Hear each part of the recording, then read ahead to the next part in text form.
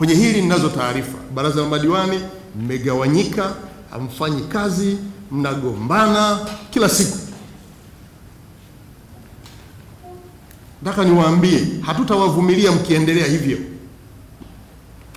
Na leo natamka mwisho wa hili.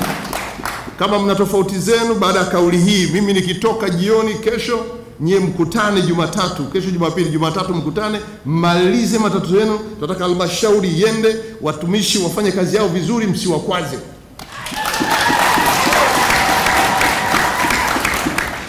Na mkiendeleza migongano, maana yake ni kwamba wananchi wa wilaya hii hawatapata haki yao, na sisi hatuwavumilia wananchi wa wilaya hii kutopata haki ati kwa sababu madiwani mnagombana. Tuna mamlaka ya kuvunja baraza lenyewe hilo.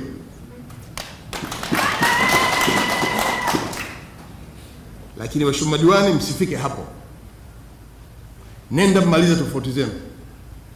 Nyie kama wasimamizi wa halmashauri, nyie kama watu ambao mnaweza mkapendekeza yaliyoko kule kwa wananchi wenu, ili wakuu wa idara wayachukue, wayaratibu vizuri, wawaambie tumaratibu 1 2 3 4, na nyie kwa mamlaka yenu mnaweza kusema uratibu huu hapana, hili sawa. Hasa mkianza kugombana nyie au wakuu wa idara.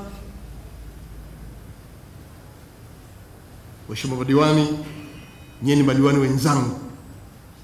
Hilo takuwa tuwatendei haki wananchi. Jumatatu mkutane kwa agizo langu, wala halihitaji posho. Mkutane mmalize kwanza tatizo lenu wote.